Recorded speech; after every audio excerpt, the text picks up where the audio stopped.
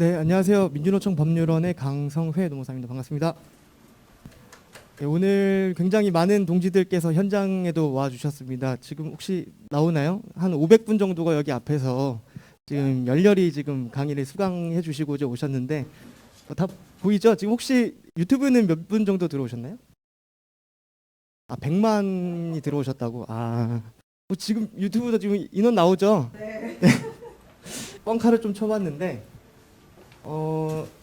신김이 몇 개 좀 더 쳐볼게요. 그러면 오늘 요새 보니까 또 이제 실내에서 아예 그 마스크를 벗을 수 없게 되어 있더라고요. 그래서 저도 불가피하게 마스크를 쓰고 이제 진행을 하게 되는데 마스크를 이제 벗을 일이 없다 보니 말씀을 드리면은 제가 최시원 닮았다 혹은 이제 하석진 닮았다라는 말을 많이 듣고 있습니다. 요거는 이제 우리 엄마가 얘기한 건 아니고 제 와이프가 하는 얘기고요. 근데 제가 이제 그 마스크를 벗을 일이 없기 때문에 여러분들께 이제 얼굴을 보여드릴 일이 없어서 이렇게 말씀을 드리는 거고, 이제 돌아가실 때 그 이제 하석진이 이렇게 강의를 하는구나, 예, 아름다운 기억만 가지고 가시면 되실 것 같고요. 그리고 또 이제 이렇게 농담하다 보면 이런 농담만 또 기억이 나게 되잖아요, 사람들이. 그래서 오늘 점심 먹고 뭐 했어? 그럼 오늘 달라지는 노동법 제도에 대해서 강의를 들었는데 누가 강의했어? 하석진? 이러면은 그때 오늘 강의는 굉장히 완벽한 강의가 되는 그런 강의가 되겠습니다. 그래서 이제 본격적으로 한번 시작을 해볼 텐데요. 2021년 달라지는 노동법 제도, 최근에 노동법이 굉장히 많이 바뀌었습니다. 예, 그래서 오늘 목차는 집단적 노사관계, 그러니까 노동조합법에 관련된 내용을 살펴보고요. 그다음에 개별적 노동관계라고 해서 이제 뭐 최저임금법이라든지 그리고 개별 근로기준법 이런 것들을 살펴볼 예정이고요. 기타 개별 근로관계법 파트에서는 이제 고용보험법 혹은 산재법 그리고 이제 일가적 양립에 관한 법 이런 것들을 차례로 한번 살펴보겠습니다. 그리고 이제 개정된 내용 중에 올해 개정된 내용이 아닌 것도 있고 개정된 내용 중에 빠진 것도 있습니다. 그것은 이제 1시간의 강의 시간에 맞추고 또 조합원 동지들께서 이제 유익하게 좀 더 필요로 하는 그런 내용들을 알려드리기 위해서 이제 빠진 내용도 있으니 그런 부분 참고해 주시면 될 것 같습니다. 네, 이제 본격적으로 집단적 노사관계 노동조합법에 대해서 먼저 설명을 좀 드리겠습니다. 부당노동행위 운영비 원조 기준이 명시가 됐습니다. 2020년 6월 9일부터 지금 현재 실시가 되고 있고요. 이제 요거는 이제 작년 개정이긴 한데 이제 또 올해 교섭도 하셔야 되고 하다 보니까 요 내용을 넣게 됐습니다. 최근에 헌법재판소의 헌법 불합치 결정이 있었습니다. 헌법 그 사례는 이제 요런 사례였었어요. 금속노조 사례였던 건데요. 회사는 이제 조합 사무실과 집기, 비품을 제공하며 조합 사무실 관리 유지비, 뭐 전기료나 수도료, 냉난방비, 기타 일체 부담한다. 이렇게 단협에 명시가 되어 있었고요. 그다음에 그 밑에 차량을 제공한다.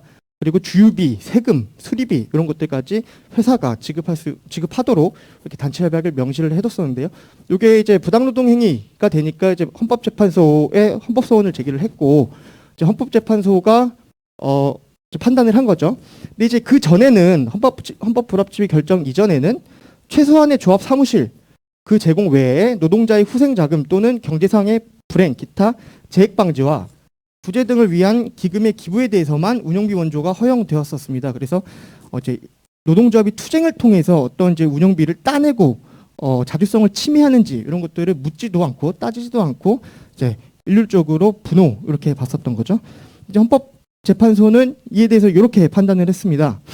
운영비 원조를 금지하는 조항은 노동조합의 자주성을 저해하거나 저해할 위험이 현저하지 않은 그런 운영비 원조 행위를 부당노동 행위로 규제하는 것이어서 과잉금지 원칙을 위반하고 이것은 곧 단체교섭권을 침해한다. 이렇게 이제 헌법재판소가 결정을 하게 되었죠.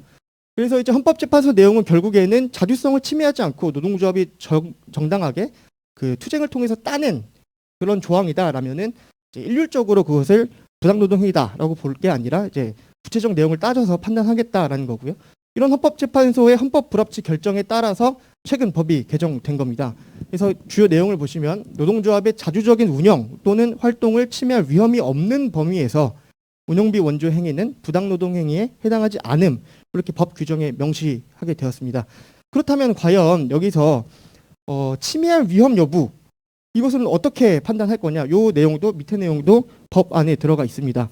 운영비 원조의 목적, 경위, 횟수, 기간, 금액, 지원 방법, 그리고 노동조합 총수입에서 차지하는 비율 이런 것들을 종합적으로 고려해서 부당노동행 여부를 판단하겠다 이런 취지입니다.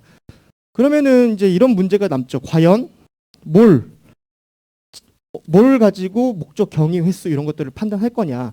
최근 이 법이 이제 개정이 되고 헌법 불합치 결정이 나온 이후에 사례가 많이 축적되지 않다 보니까 요거에 대한 해석의 논란이 발생할 우려가 있습니다. 그래서 아까 말씀드린 것처럼 운영비 원조를 받는다라고 가정을 했을 때 그 횟수 몇 번이면 그게 부당노동 행위고 아니고 그 기간 몇 년 동안 지원받으면 부당노동 행위고 아니고 이런 것들을 어떤 기준을 가지고 판단을 해야 될 것이냐 이런 것들이 이제 사례가 조금 축적되어야 우리가 그걸 좀 용이하게 판단할 수 있겠다라는 것이고요.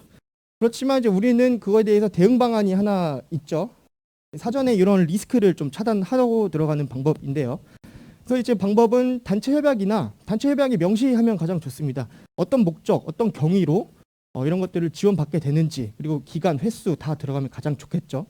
그렇지만 이제 단체 협약을 체결하다 보면은 이제 그런 내용이 빠질 수가 있어요. 그렇다 보면은 모든 내용을 다 들어갈 수가 없으니까 회의록 같은데 교섭하시면서 이 운영비 원조를 우리가 따내는데 몇 번이나 이 교섭을 했고 그 교섭 과정에서 우리가 무엇을 요구했고 무엇이 받아들여졌는지 이런 기록들을 회의록을 통해서 남겨두시면은 이제 부당노동 행위 관련된 우려를 조금은 좀 불식시킬 수 있지 않을까 그런 정도로 한번 생각을 해볼 수 있습니다.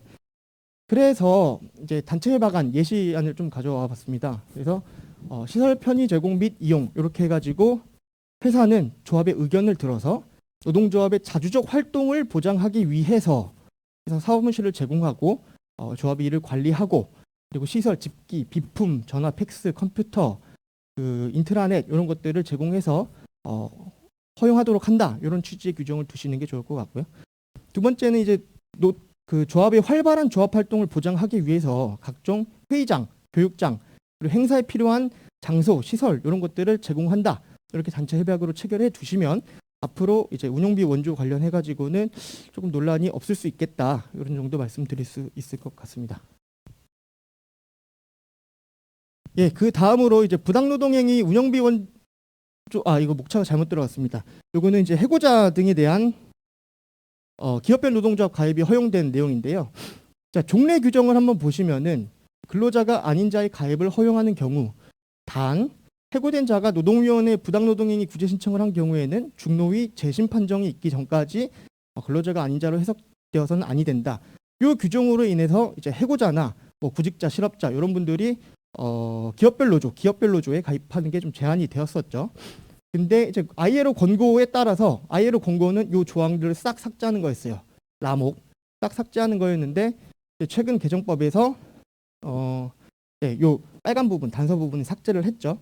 그리고 좀 이제 알아두셔야 될 부분들이 부당노동행위 구제 신청을 중노위 재심 판정 전까지 이제 근로자로서 지위를 인정받는데 부당 해고가 아니라 부당 노동행위 구제 신청을 하셔야 그때까지 인정받을 수 있다라는 거 참고를 해주시면 될 것 같고요. 일단 요거는 삭제가 됐고 뒤에 또 나옵니다. 근데 자 삭제가 돼서 요 부분만 지금 남게 되었습니다. ILO 공고에 따라서. 근데 요거에 따라서 이제 구직자, 해고자 등도 사업장에 종사하지 않는 노동자 다 기업별 노동조합에 가입할 수 있게 되었습니다.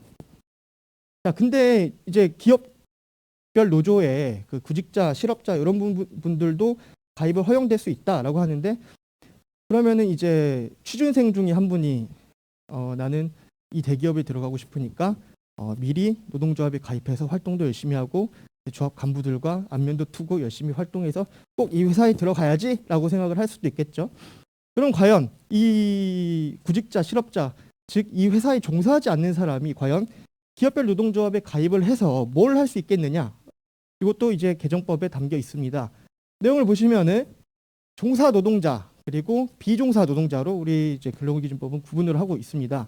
그래서 종사 노동자는 사업 또는 사업장에 종사하는 노동자를 의미한다고 하고요. 비종사 노동자는 사업 또는 사업장에 종사하지 않는 노동자라고 정의를 하고 있습니다. 그리고 아까 그 단서 조항이 여기 들어가 있죠. 단 종사 노동자가 해고된 경우에 중노위 재심 판정 부당노동이 구제 신청을 한 경우 재심 판정 전까지 종사 노동자로 본다. 그러니까 요 말은 아까 거기서 삭제되고 여기로 들어간 이유는 실업자, 뭐 해고자, 뭐 이런 분들은 다 노동자 가입 허용. 근데 이제 종사 노동자로서 권리를 인정받기 위해서는 부당노동행위 구제 신청 재심 전까지 종사 노동자로서의 지위를 인정하겠다. 이런 취지이고요. 그다음에 그러면 이제 비종사 노동조합원은 과연 뭘 할 수 있느냐, 어떤 활동을 할 수 있느냐 살펴보면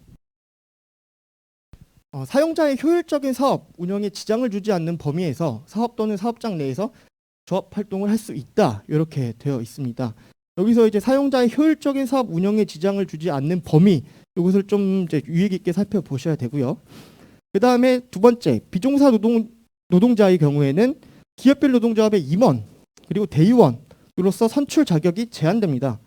그래서 이제 대의원이나 뭐 이제 간부, 위원장 이런 데 아예 선출조차 할 수 없게 되는 거, 입후보조차 할 수 없게 되는 거고요.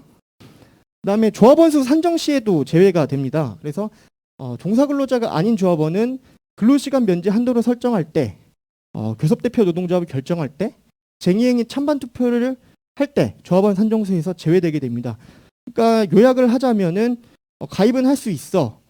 하지만 활동은 할 수 없어. 그러니까 너는 조합비만 내라는 얘기가 되는 거죠. 그래서 아까 말씀드렸듯이 이 규정에서의 최대 문제점은 제가 봤을 때는 사용자의 효율적인 사업 운영에 지장을 주지 않는 범위 내에서 조합 활동을 할 수 있다라고 하는데, 그럼 저 범위를 어디까지 볼 것이냐? 이것도 이제 해석 다툼이 굉장히 있을 수 있겠죠. 그래서 이제 대응 방법으로 뭐 형식적인 얘기지만 적극적인 투쟁을 통해서 이제 남용 가능성을 사전에 차단하는 방법이 하나가 있고요. 두 번째는 이제 단체 협약을 통해서 이게 가장 중요하죠. 비조합원, 그러니까 비종사 노동자의 조합 활동을 보장하는 방법이 있을 수 있겠다. 그래서 단체 협약한 예시를 또 가져와 봤습니다. 그래서 조합 활동의 권리, 그래서 협약에 규정되어 있지 않더라도 혹은 최근에 노동관계 법령 개정 기타 어떠한 명목으로도 조합이 이미 확보하였거나 관행으로 실시해온 조합 활동 권리와 기존의 근로조건을 저하시킬 수 없다. 이렇게 명시를 하시는 게 좋고, 이것도 그리고 비종사 노동자의 조합 활동 권리를 종사 노동자와 동등하게 보장해라. 그리고 비종사 노동자가 조합 활동을 하였다는 이유로 일체의 불이익을 주지 마라라는 취지의 문구를 넣어주시는 것도 굉장히 큰 도움이 될 수 있을 것 같습니다. 예, 다음으로 이제 전임자 및 근로시간 면제 제도가 개정이 됐습니다.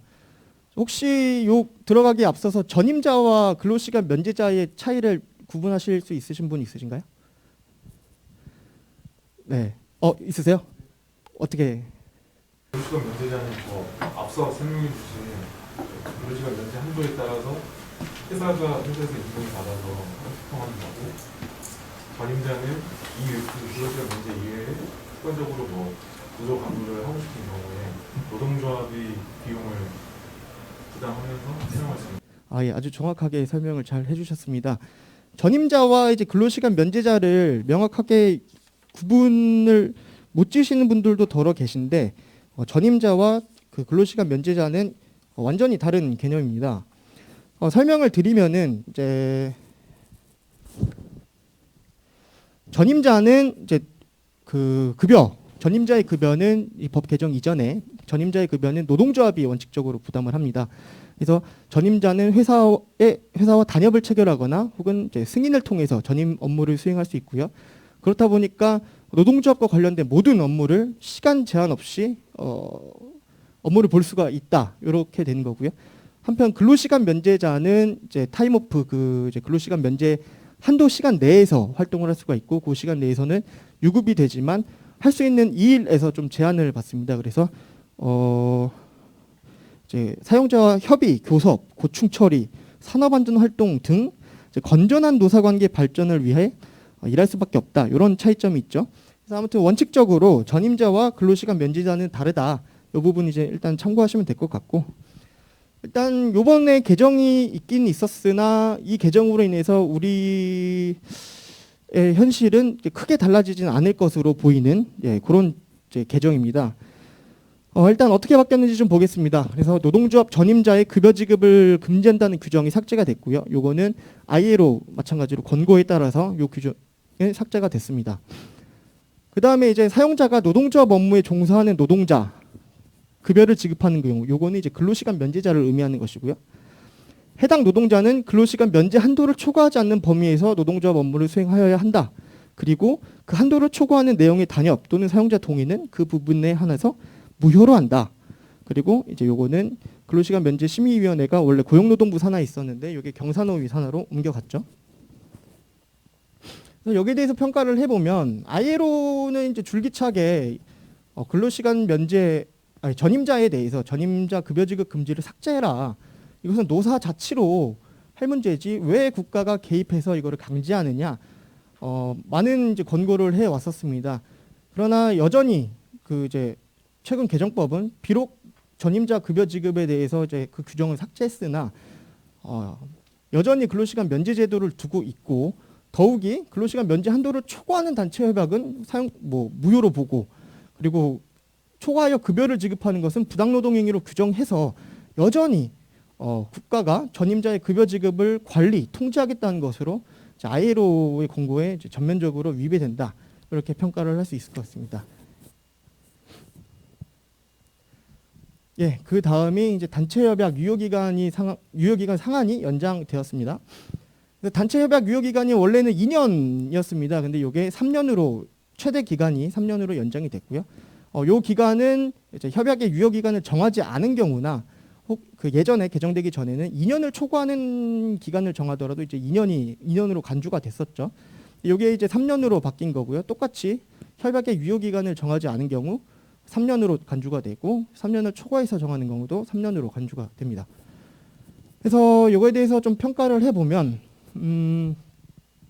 만약에 3년으로 이제 단체협약 유효기간이 정해지면 노동조합이 교섭과 파업할 권리를 장기간 행사할 수가 없게 되는 거죠. 왜냐하면 이제 우리는 단체 협약을 한번 체결하고 나면은 이미 기정한 사항에 대해서 개폐를 요구하는 쟁의행위를 할 수 없기 때문에 우리의 파업권이 제한될 수 있겠다라는 것이고 노동조건에 중요한 영향을 미치는 사용자의 일방적 결정에 대응할 수 있는 능력을 현저히 떨어뜨리게 될 수밖에 없겠죠. 우리가 단체 협약을 체결할 때 단협 만료 3개월 전부터 이제 교섭을 요구할 수 있기 때문에 그런 것들이 좀 차이가 대응 능력이 떨어질 수가 있겠다. 그리고 특히 이제 단체 협약 유효 기간을 상한을 2년으로 그때 정했던 이유가 이제 급변하는 상황 속에서 단체 협약을 통해서 이제 빨리빨리 적응해 나가자 이런 취지로 단체 협약을 2년으로 규정을 했던 건데 요거를 이제 3년으로 늘리게 됐던 거죠. 그래서 또 이제 평가를 보시면은 소수 노조의 경우 장기간 교섭조차 할 수 없게 되는 이제 그런 우려가 있게 되죠. 교대 노조가 안 되면 또 교섭을 못 하게 되는 그런 상황이 또 벌어질 수가 있는 거고 지금 또 단위 노조 같은 경우에는 보통은 통상 이제 2년 뭐 연임 이렇게 돼 있거나 3년 단임 이렇게 돼 있는 경우가 많은데 2년으로 보통 많이 하시는 것 같더라고요. 근데 만약에 2년인 거를 감안할 때 유효 기간이 3년으로 연장되면은 협약 체결 측면에서 굉장한 혼란이 우려될 수 있겠다. 잘못하면은 교섭도 한번 못 해보고 집행부가 다음 집행부로 넘어갈 수도 있겠다라는 우려가 있을 수가 있고요. 그다음에 이제 한 가지 이제 좀 착각하실 수 있는 부분이 단체 협약 유효 기간이 3년으로 이제 됐지만 이게 무조건 3년이 된다 이런 취지의 의미는 아니고요. 단체 협약 유효 기간은 이제 노사 교섭을 통해 가지고 정할 문제이기 때문에 무조건 3년이 아니라 교섭을 통해서 협약으로 정할 수 있다는 거 참고하시면 좋을 것 같습니다. 예, 그래서 이제 문제가 되는 게 보통은 협약에 유효 기간을 다 명시를 해 두고 계시죠. 근데 가끔 가다가 유효 기간을 안 두는 경우도 있습니다. 놓치는 경우인데 그때는 이제 지금 이 개정안이 통과된 이후에는 3년으로 간주가 돼 버리기 때문에 반드시 그렇게 놓치지 않도록 협약 유효 기간을 명시하시는 게 필요하고요.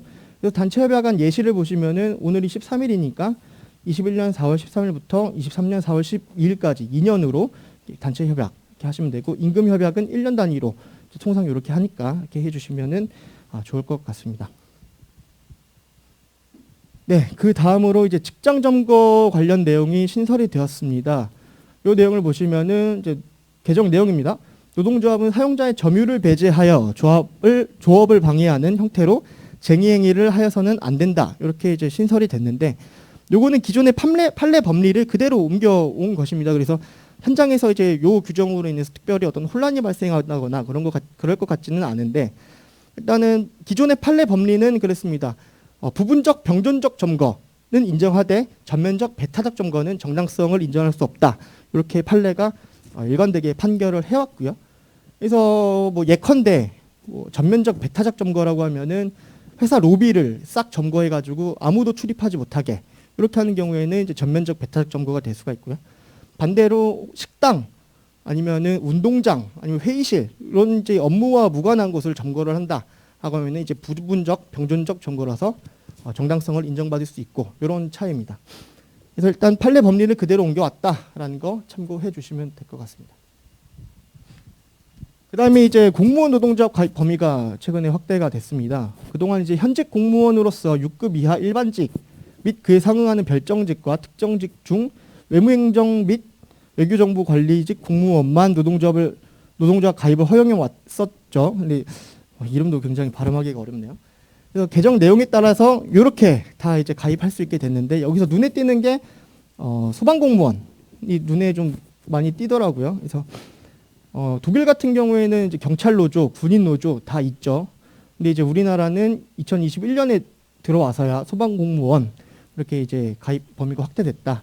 그래서 지금 민주노총도 제가 알기로는 이제 소방공무원 조직하기 위해서 많은 노력을 기울이고 있는 걸로 아는데, 예, 일단 이렇게 가입 범위가 확대되었다라는 거 참고해 주시면 될 것 같습니다. 네, 여기까지가 일단 집단적 노사관계를 마무리하고요. 뭐 편집점 없이 그냥 가도 되나요? 네.